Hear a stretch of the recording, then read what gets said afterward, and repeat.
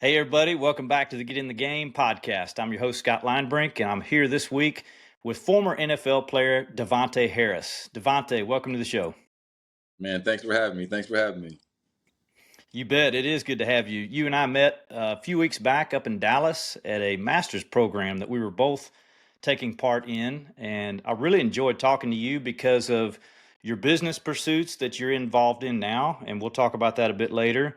But of course, you had the NFL career beforehand. And I'm just really interested in the intersection of that and how one propelled you to the next. So I look forward to unpacking this with you. Yes, sir. Well, Davontae Harris, he is a Kansas man. He went to school up there. I guess I should say school in high school, and then he went to the University of Illinois to play football, college football at Illinois State. And he was drafted by the Bengals in the fifth round. He also played for the Broncos, the Ravens, the 49ers, the Chargers, the Bears, and the Titans. I think I got them all there. Yes, sir. That's quite a list. And you played for what, about 6 years? Yes, sir. Awesome. Davontae, as you think about your playing career, what sticks out? What are some memories for you? Um, Really just the pursuit, just understanding that every day was is an opportunity to get better, and I think a Mm. lot of times people really don't understand how to maximize their day. But when you're playing, at the highest level, best players in the world, people that have been, part of this game since they were 4 or 5 years old.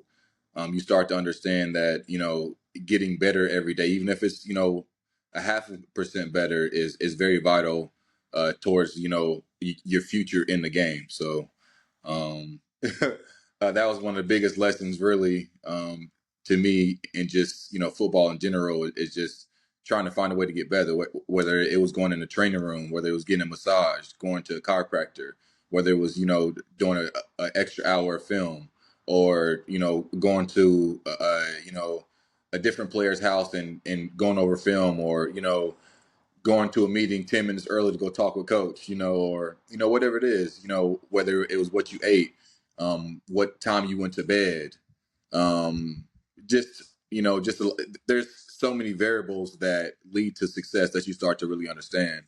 And like, once you start to get a rhythm of it, then it starts to manifest into success. Because if you're not out there giving it your best, you can bet that somebody else is giving their best and they're Hey, hunting your job. and there's millions of people at home that's going even harder.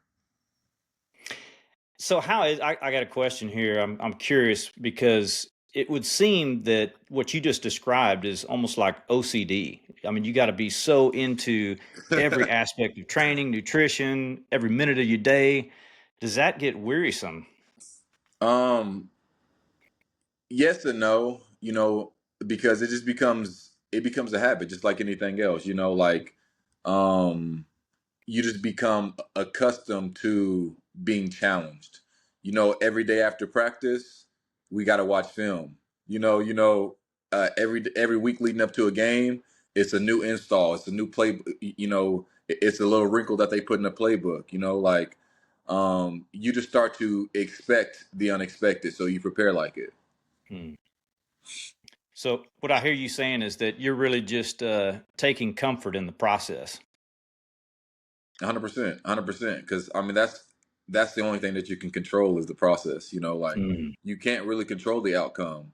You can't control the variables that happen before, after, or any time in between. But you can control it. Like I said, like watching the extra hour film, you can control stretching before you went to bed. You can control hitting that sauna before you left the locker room.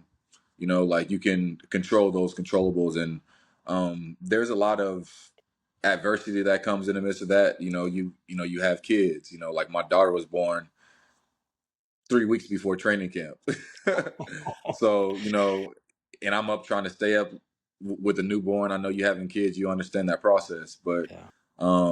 you got to control the controllable. Still, I had to get up every day. Still, I had to go put my best foot forward. Still, I had to be present at home. Still, I had to, go, do what I had to do. But you start to just learn that this is what's expected of me.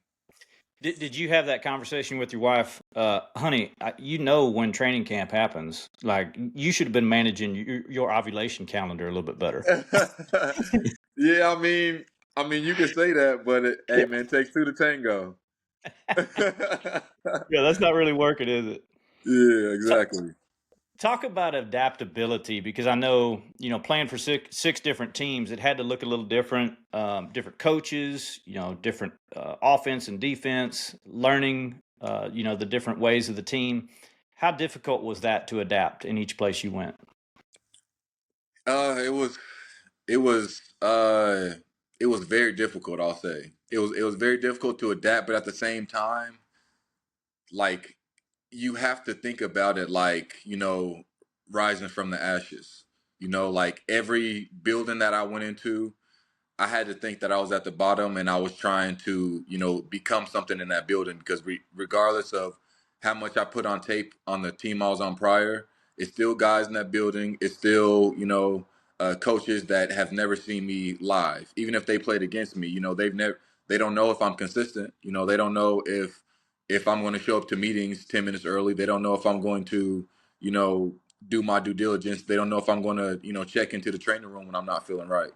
So, all those things is on a new team, they got to learn about you. And like you go in there, like, a brand new identity every single time. So, like, I just recall even going into Baltimore um, during COVID, 10 days isolated in the hotel, not even going to be able to go into the building. My first day, like, going to the building, they had to evacuate because one of the guys caught COVID. Leaving from there, I only literally met the team one day for like 45 minutes, and the next day that I saw them, we were getting on the bus to go to Pittsburgh for the game. Wow. So, literally having to learn the playbook by myself, not even getting to tap one of the players in the DB room and say, hey, what does this mean? I didn't have any confirmation. And Mm. in that, same game, we went up there and, there's really no fans in the stands. So, and also I had just got released from the Broncos. My soon-to-be fiance had literally just um, told me, "Hey, like I'm pregnant," like so. I was facing all type of different stuff, barely going Wow. into the building, knowing what's going on, and so like I literally had to just and at the same time I was in the hotel for the 10 days. I ended up buying a house off of auction. Like I had so much that I was doing, and at the time. So, yeah.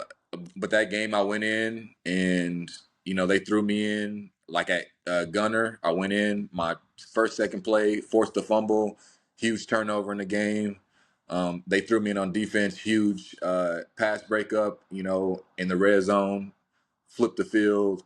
And I jumped in my first game, first day meeting people. They like, "What's your name?" Like, Yeah. like they barely even knew what my name was. But I knew that it was on me to go in and make a play. So, Mm. I went into that game like, I couldn't leave that field without showing them who I was, and that's Yeah. exactly what I did.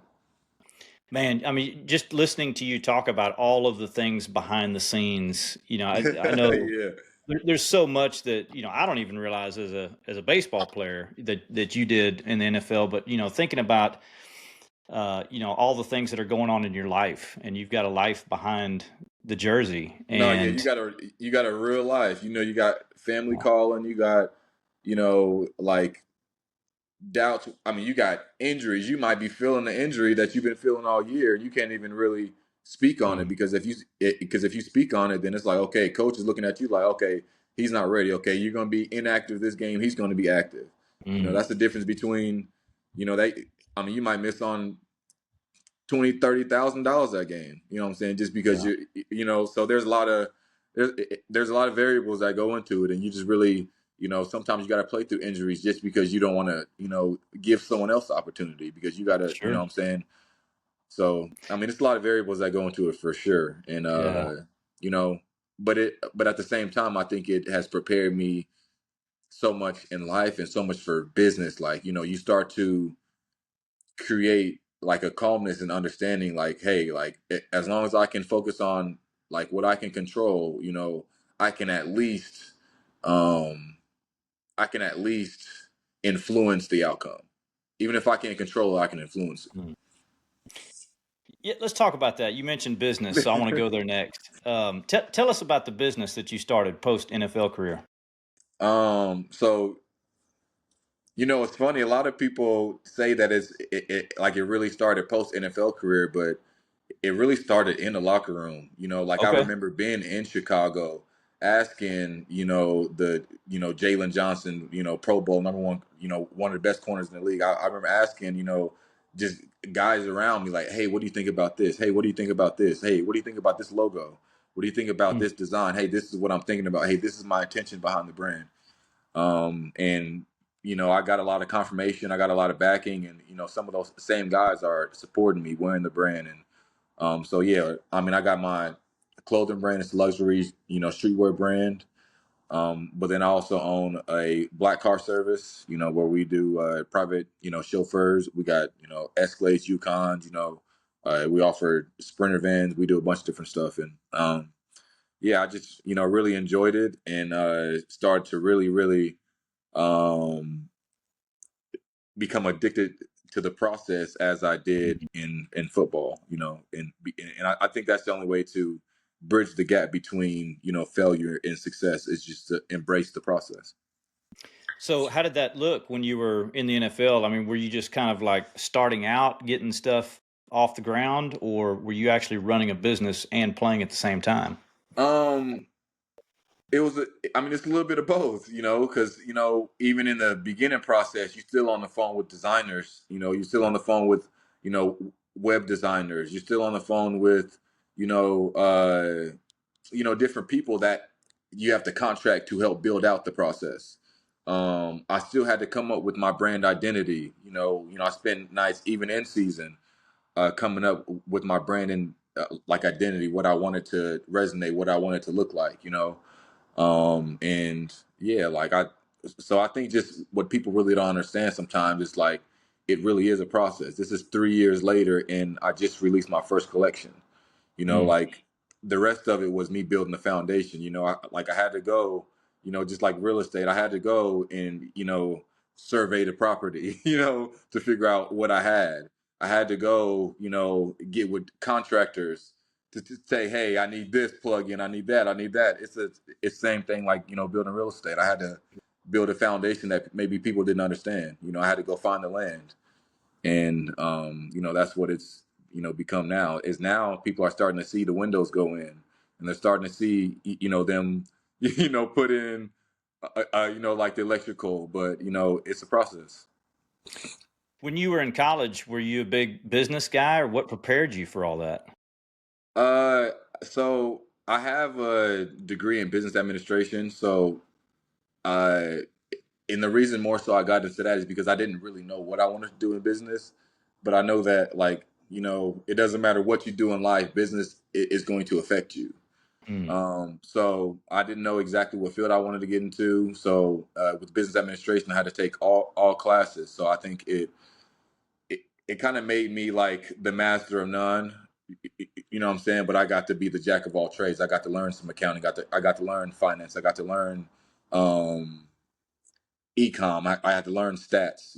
I had to take business calc. I had to take international business classes. I had to take these different classes that I got to just get bits and pieces. I got to learn like the 4 Ps, of business. The, I got to learn just like the entry level things that have, helped me in my business to say, okay, like if I didn't take those courses, I wouldn't even know that I needed this in my business. But now I at least get to dive into that aspect of my business further, even if I'm not like a master of it. At least I know that this part of a business exists. Yeah. Talk about Devontae. I'd love for you to articulate this for our listeners because there's a lot of athletes out there that go on to be entrepreneurs. What is it about the spirit of an athlete that translates into being the spirit of an entrepreneur? I would say that failure drives you. Mm. I think that's the direct correlation is that failure drives you.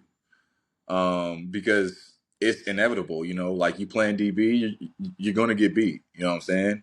Um, you get into business, you're gonna lose some money. You know what I'm saying? Mm. You're gonna maybe lose a connection to a network. You're gonna maybe um, maybe the value of an asset is going to go down. Compared to you anticipated going up. Um, and it's just a matter of just taking it as it comes and like Mhm. understanding that you are going to fail.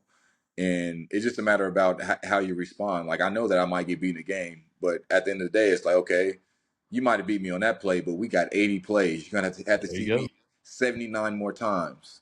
You know what I'm saying? Yeah. So, and you just have to have that mindset. And if you don't, it's easy to get caught up in the failure because, I mean, like I said, failure exists in business. Failure exists in life in general. So I just think that's something that once you accept that failure exists, then success is going to come a little bit more often because you're going to fail so many times that it's inevitable for you to get it right. Yeah, that's good. You can either let it discourage you or let it drive you, right? 100%. That's good.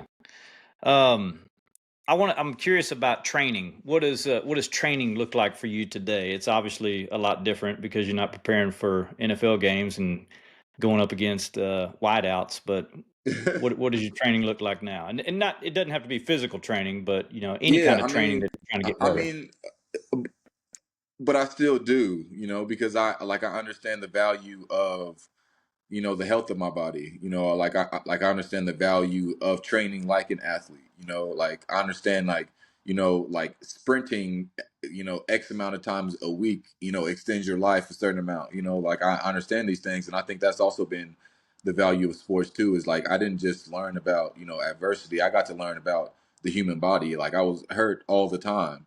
Mm, Everybody's hurt all the time, so you're constantly you know surrounding yourself around people that are professions in whether it's deep you know you know whatever it is, chiropractic or mm. stretching or speed and agility or whatever it is. Like, so you got to constantly learn about your body and learn about just everything. So I don't think people really understand that. Like I could come out of football, and if I wanted to be a personal trainer, and that's actually something that's in the works, not necessarily me being a personal trainer, but like ownership in building out a gym.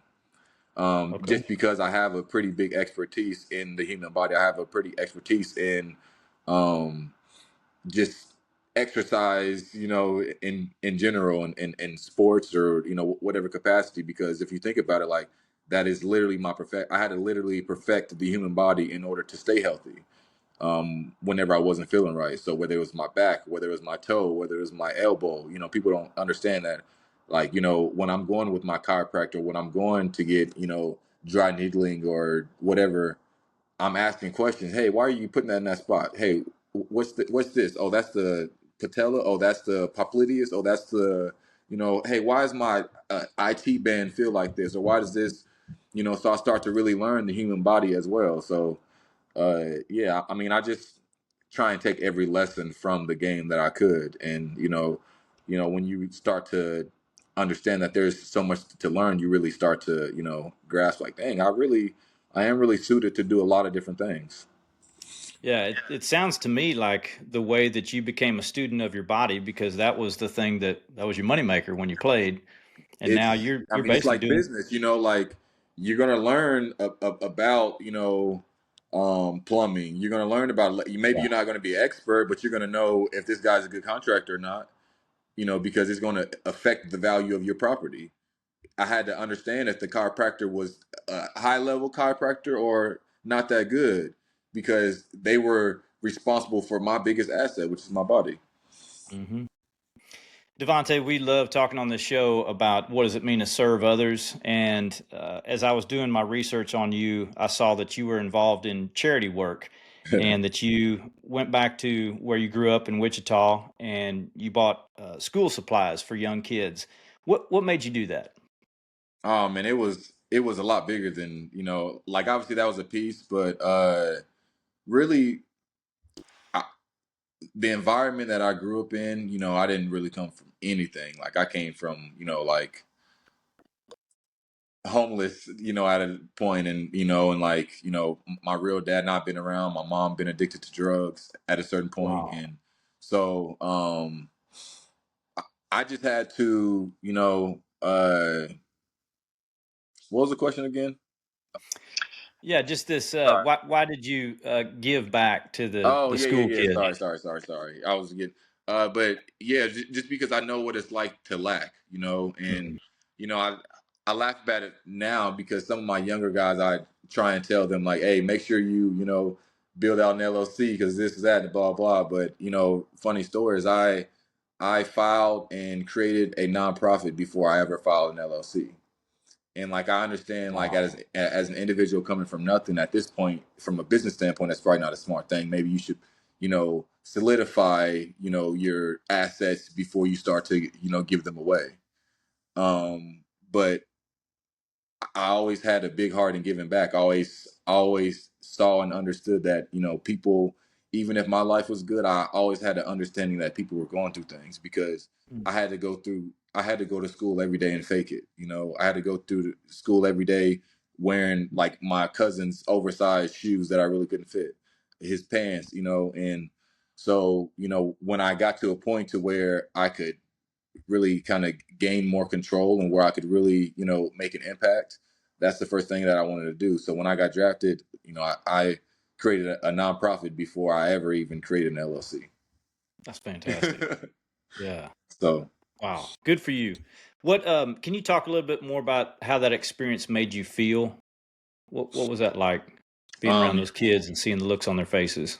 man, so you know I did things for years, and it took a couple years before I really allowed people to record it, because for me, like I never liked the idea of, people going into a homeless community and recording them, Mm. giving them food and money and this. Yeah. Yes, I understand the idea of wanting other people to see it, and maybe it inspires somebody else to do the same thing.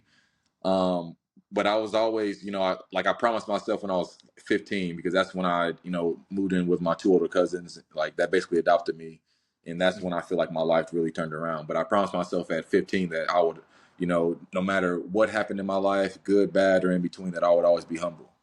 Mm. So it was just really, really important to me to, give back and to be a part of my community Yeah. in whatever aspects, that I could.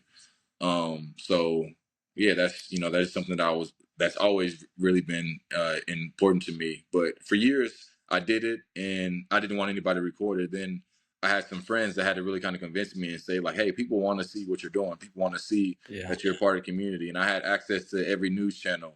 So then I started to do it, and basically I went to like the Wichita Children's Home, and I just started to speak to them. I spoke at their graduation, and really I told my story because I grew up with a really, really bad stutter.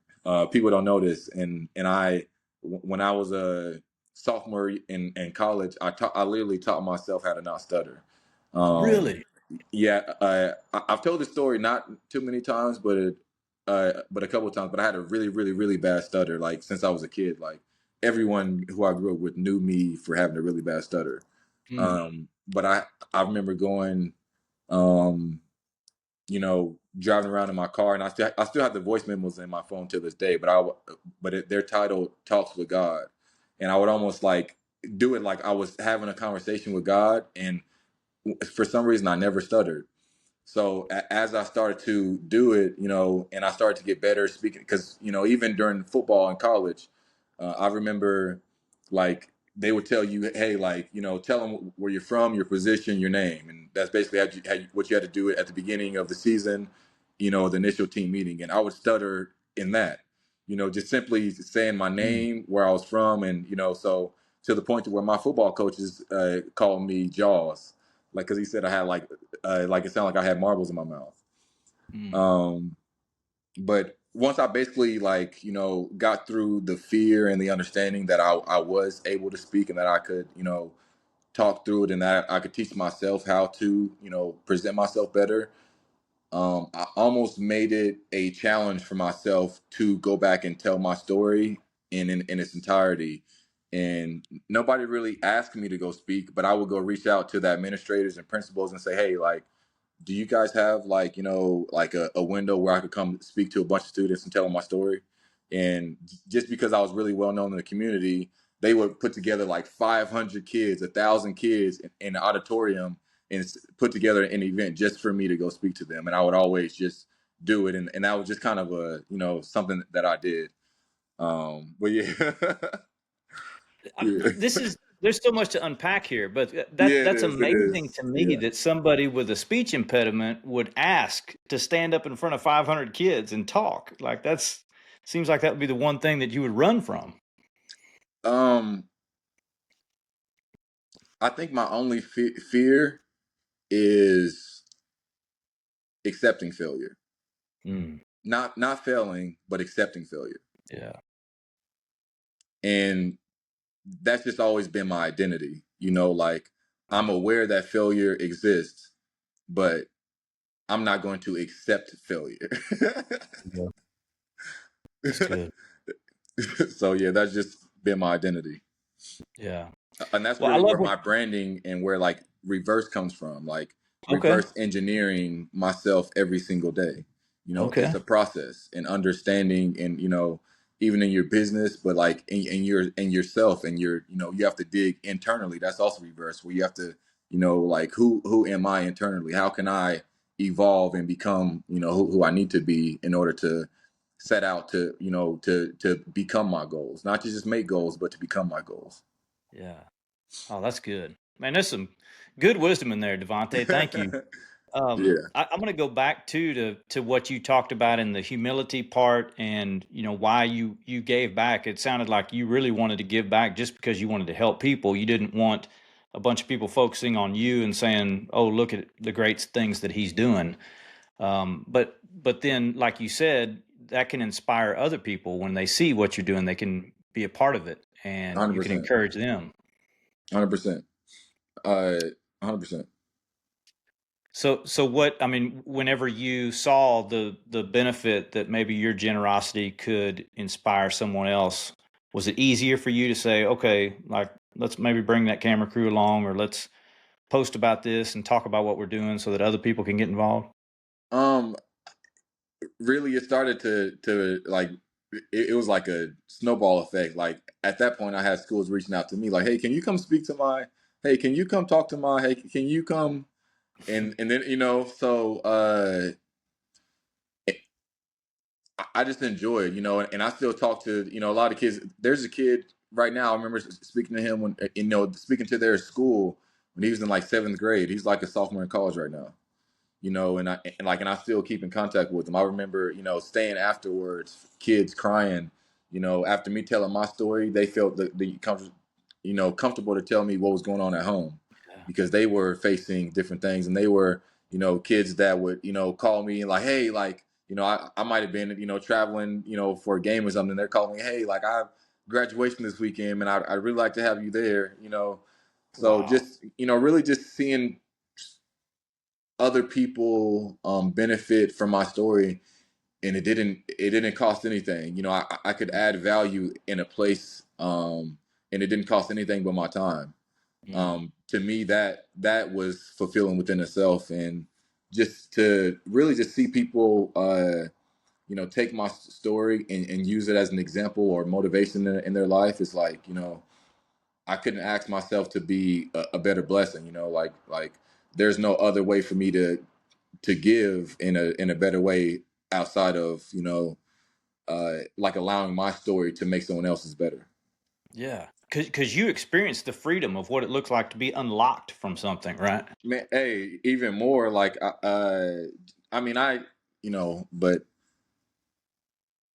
I come from a really tough environment. But even coming up, like I didn't start playing football until I was like 14, 15 years old, like my sophomore year of high Mm. school.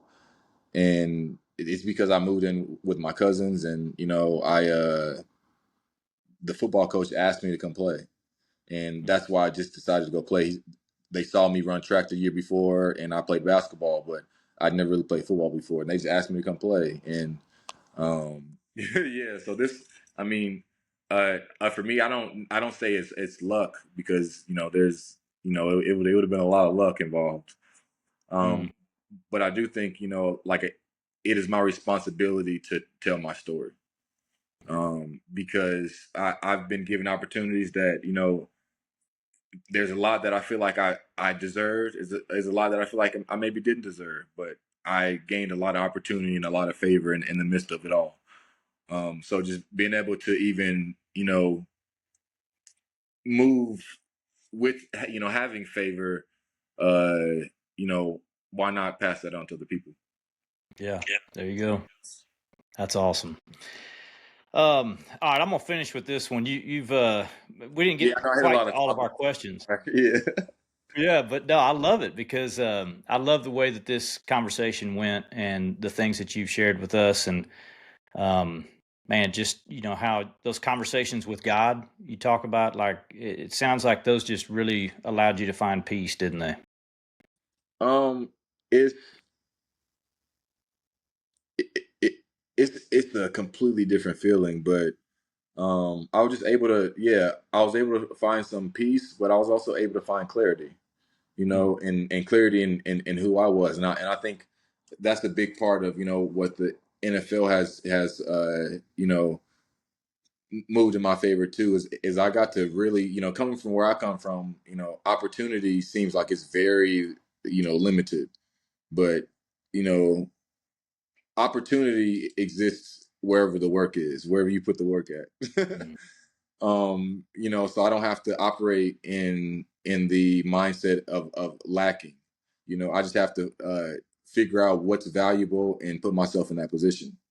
And I think football has allowed me to understand, like, I am capable of doing a lot. I have been the best of the best. mm. So why would I question myself now? Why would I know where I've been, but I know what I've done, and I know my favor too. So I think that's allowed me to um continue to believe in myself in business and everything after. And I think that's the biggest thing that a person can do is really believe in what they're doing. And as long as you believe in what you're doing, I think you can get other people to believe in it as well. All right, final question: how do you want to be remembered?